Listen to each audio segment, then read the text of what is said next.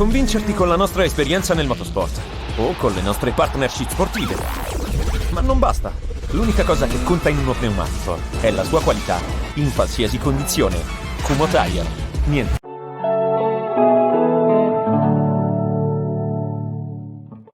Ben ritrovati amici di Radio Rossonera, ben ritrovati qui all'editoriale di lunedì 23 dicembre del 2024, buona settimana e tra poco anche ovviamente buon Natale. Iniziamo già ovviamente a farvi gli auguri perché oggi saremo in onda con l'editoriale che state vedendo, con Mattino Milan tra poche ore e poi nel pomeriggio con una piccola versione del talk in versione ristretta, un po' come accade d'estate. Dopodiché 24, 25 e 26, se non succede niente di sconvolgente nel mondo Milan, andremo in pausa. Dopodiché ci ritroveremo il 27 per iniziare a preparare quella che sarà la partita del 29, ovvero Milan-Roma.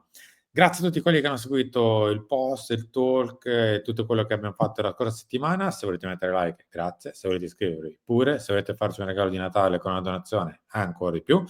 Ma insomma, resteremo qui per questa parte finale anche del 2024, che sicuramente non è stato un anno particolarmente fortunato per il Milan. Insomma, si è aperto con una posizione in classifica consolidata, sì, in campionato, ma con un'eliminazione in Europa League, in Coppa Italia, con poi questo ultimo mercato che ha portato anche, ma non solo, a questa prima parte di stagione non particolarmente positiva, tolto in parte il percorso in Champions League.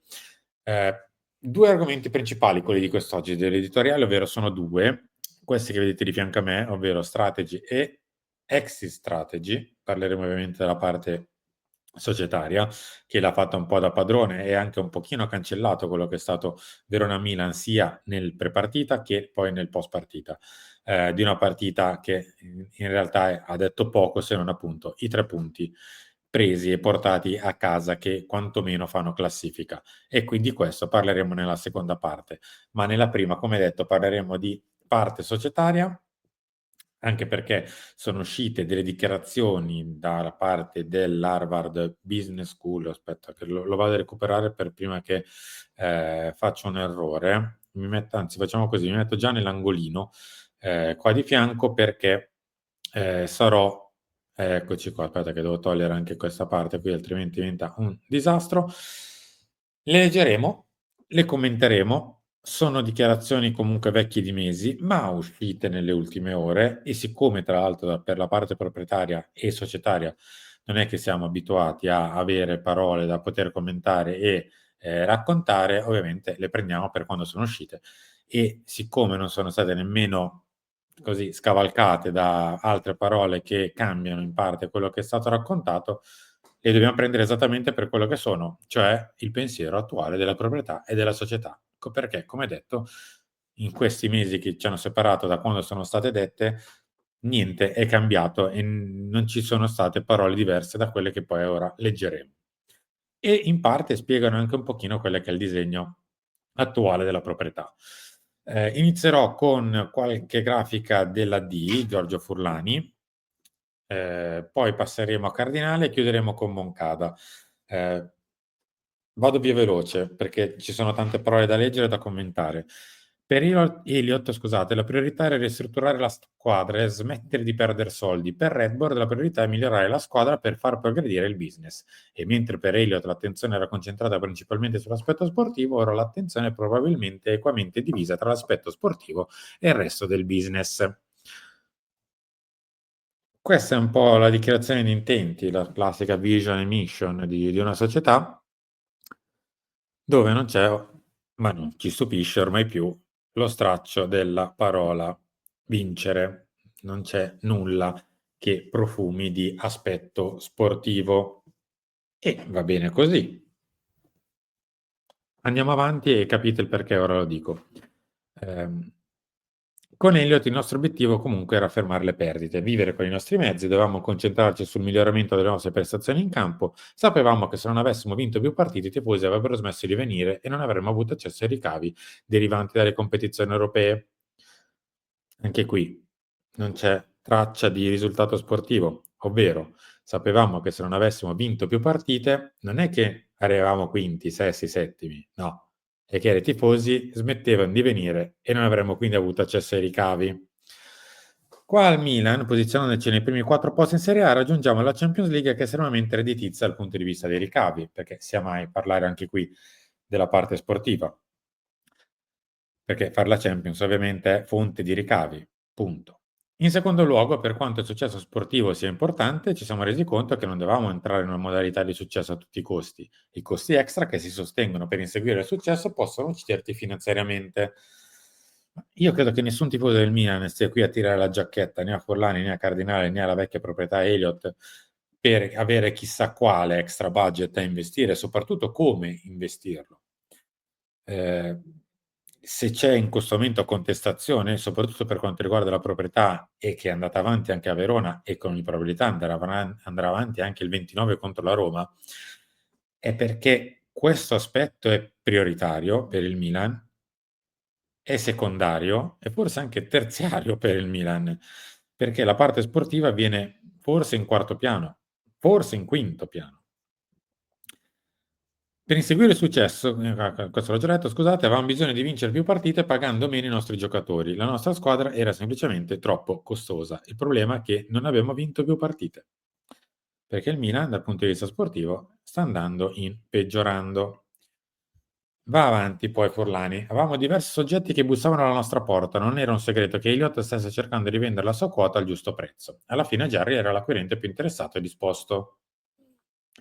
O forse mi verrebbe da dire quello che interessava di più al proprietario vecchio, cioè a Elliott, perché non mi sembra che, ad esempio, chi è uscito per davvero sui giornali che aveva fatto anche parlare di sé per aver ricevuto, tra l'altro, l'accordo in esclusiva per trattare la cessione del Milan, non mi sembrava che fosse così poco interessato, anzi. Comunque, andiamo avanti. È stata una decisione storica quella di lasciare andare Maldini per quello che ha significato per il club e per la sua autorevolezza, ma se volevamo realizzare la visione che Jerry aveva per il club, dovevamo cambiare e andare avanti. Ora, sarebbe stato interessante se ci fosse stato magari un giornalista e non diciamo così, un monologo, chiedere qual era la visione che contemplava non Maldini, ma questo gruppo di lavoro, perché evidentemente questa è un po' una delle cose su cui gira la questione, la visione di Jerry Cardinale dal punto di vista sportivo, perché Paolo Maldini è andato via e Paolo ovviamente trattava di parte sportiva, non trattava sicuramente di conti. Vendere un giocatore per 70 milioni è un grande affare, soprattutto nel contesto di un business complessivo che genera 400 milioni di ricavi. E questa è la visione di Jerry Cardinale, ovvero se c'è un giocatore che vale 70, al di là del suo impatto dal punto di vista sportivo e non solo, si vende. Al netto del fatto che 70 milioni non è, nemmeno coi bonus, perché non è questa la cifra che il Milan incasserà e lo vedremo tra l'altro lo stesso Cardinale tra poco ce lo racconta, perché lo stesso Cardinale tra poco dirà sono 70 più 10, tanto per. Poi da bilancio, quindi dato ufficiale, non ne sono 70, ma evidentemente le parole le porta via il vento e i numeri no. Ma se prendiamo quei soldi e li reinvestiamo ad esempio in 4 giocatori che costano ciascuno 20 milioni e tutti si rivelano terribili, quegli asset tendono rapidamente a perdere valore, non saremo quindi in grado di rivenderli. La gestione finanziaria della nostra squadra è estremamente importante. A volte si tratta semplicemente di come strutturiamo il contratto, il giocatore sbagliato acquistato per 50 milioni col contratto sbagliato può valere 0 dopo un anno, ma il giocatore sbagliato con il contratto giusto potrebbe comunque valere 30 milioni. Ora, belle le parole, i fatti sono andati un po' in contraddizione. Perché cosa ci dice Furlani? Che un giocatore preso a 20, tipo, come può essere Reinders, se Reinders poi vale, gli rinnovi il contratto, gli alzi l'ingaggio e a quel punto è un tuo giocatore. Punto. Tutti contenti, felici e contenti di aver fatto l'operazione.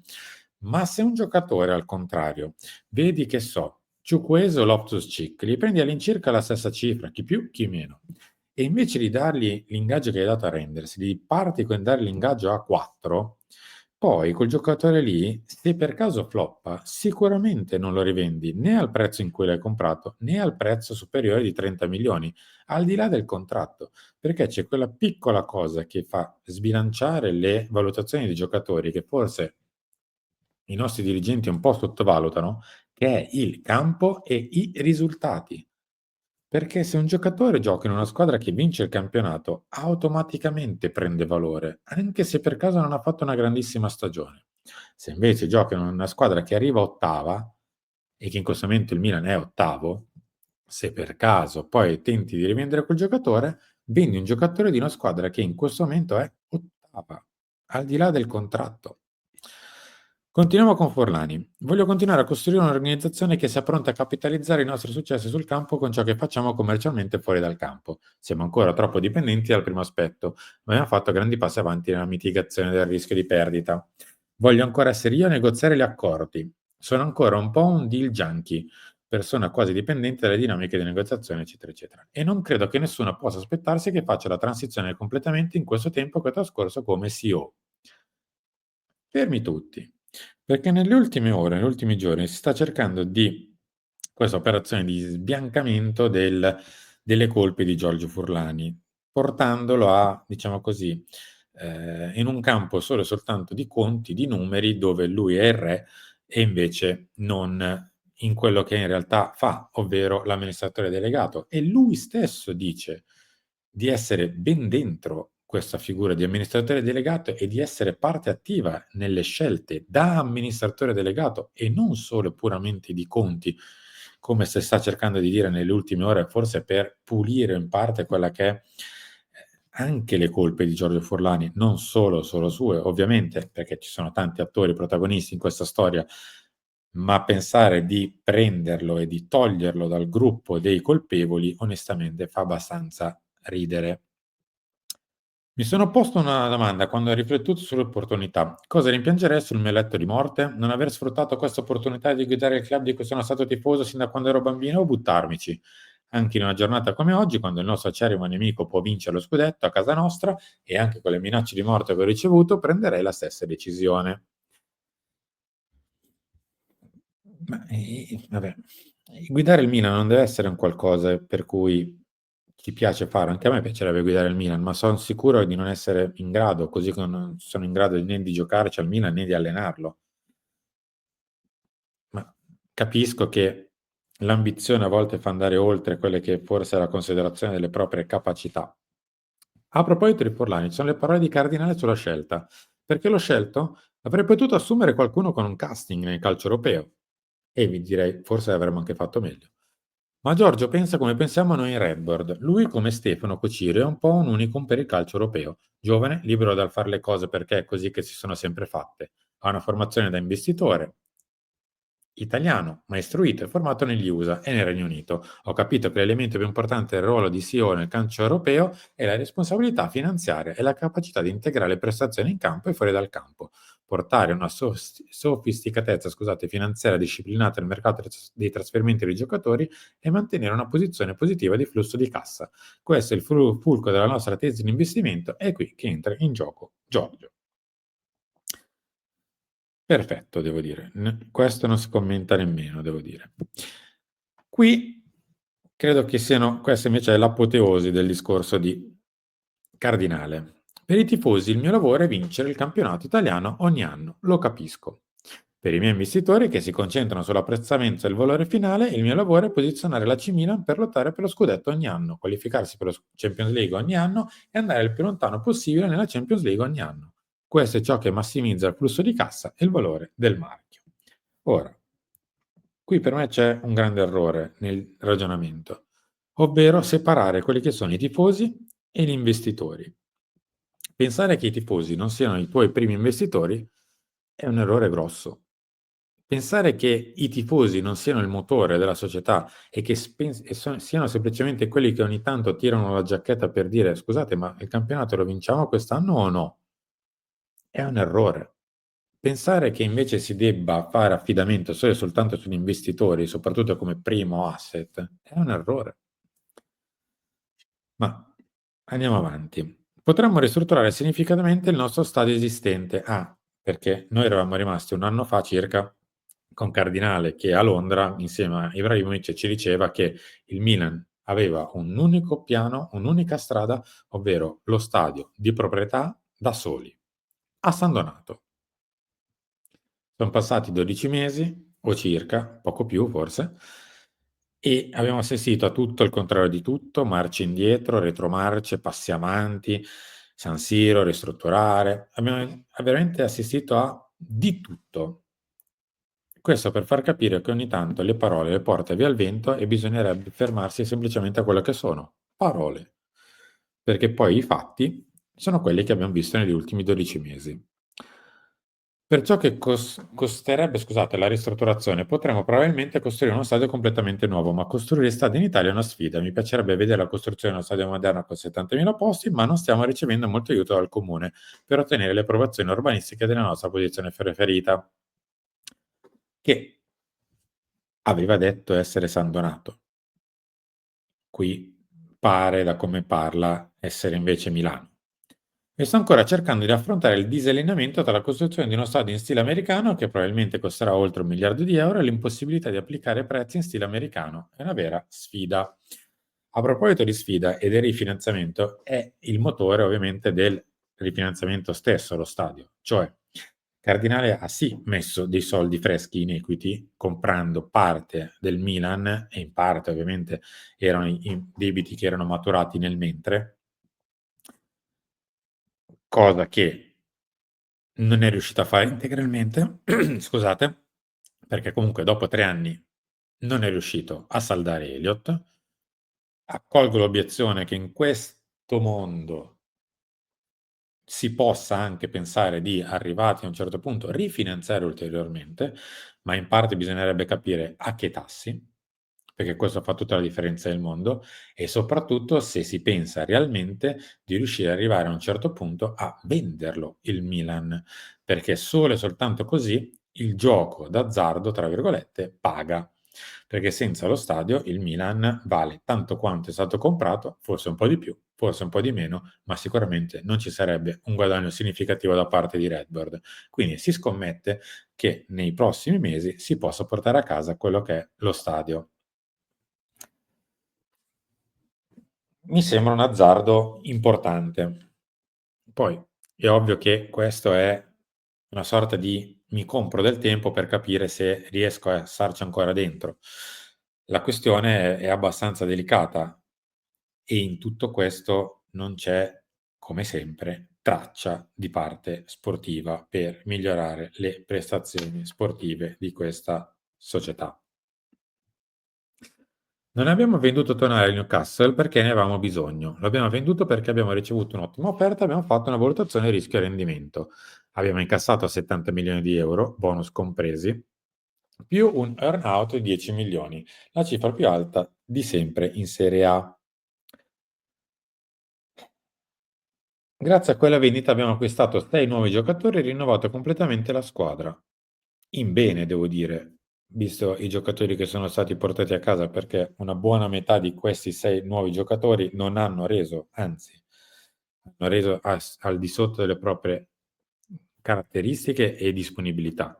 Quindi, evidentemente, se l'idea di principio alla larga possiamo anche farla passare, però bisognerebbe dire al buon Jerry che le persone che lui ha messo a scegliere questi giocatori hanno in parte, in gran parte, fallito l'obiettivo e quindi sarebbe il caso di prendere una valutazione sulle persone e invece si va avanti sempre con questo gruppo di lavoro. Non vendiamo per necessità, vendiamo per opportunismo. Se rimaniamo disciplinati ci saranno sempre controparti sul mercato che permetteranno rendimenti straordinari per i giocatori. Chiudiamo con una perla, questa di Geoffrey Moncada. Reinders giocava nel campionato olandese e siamo stati gli unici a puntare su di lui. Ti chiedi, è un grande giocatore perché nessuno lo vuole? Siamo riusciti a prenderlo a un ottimo prezzo e ora è titolare da noi e gioca per la sua nazionale. La stessa domanda, perché nessuno lo vuole, potrei farla per Ciukwueze, ad esempio. Perché nessuno lo voleva e invece l'abbiamo preso. Perché nessuno voleva Loftus-Cheek e invece l'abbiamo preso. Jovic e perché l'abbiamo preso. Okafor e perché l'abbiamo preso. E potrei andare avanti con i giocatori, non so, Emerson Royal, lo stesso Pavlovic in parte. Quindi ogni volta prendere quei 2 o 3 che sono, tra virgolette, "riusciti", cioè Reinders, Pulisic e compagnia, fa abbastanza sorridere. Questo è. A proposito di sorridere, abbiamo provato a ingaggiare Vinicius Junior e Jude Bellingham, ma non potevamo competere con Real Madrid. Dobbiamo accettarlo. Io dopo 2 anni di pieni poteri a Geoffrey Moncada sto aspettando la cosiddetta Moncadata, cioè quel giovane giocatore che soltanto Moncada e il suo gruppo scout riesce a individuare e che poi al Milan esplode e fa bene. Sto ancora attendendo. Se invece per Moncadata prendiamo i Pulisic della situazione, allora tanto valeva avere un classico direttore sportivo che di questi colpi in tante altre squadre si sono sempre fatti. Se guardiamo a pochi chilometri di distanza, ad esempio a Bergamo è pieno di questi colpi. Ma tant'è. Io torno grande per parlare velocissimamente, ma in realtà non ho tempo e quindi mi sa che vi saluto perché sono arrivato lunghissimo su questa parte di editoriale, perché ovviamente c'era da raccontare tutte quelle che sono state le parole che ho visto che hanno fatto abbastanza anche indispettire una parte dei tifosi del Milan, che ragazzi, io capisco sempre che si pensa di essere nella stragrande maggioranza, però forse evidentemente se la parte social dei tifo è agitata, se allo stadio si è agitati, se la curva si è agitati, o siamo tutti matti oppure c'è qualcosa che non torna. E con questo chiuderei. Vi do appuntamento tra poco a Mattino Milan, dove magari entriamo un pochino più nell'argomento campo. Grazie a tutti, ci vediamo presto e alla prossima.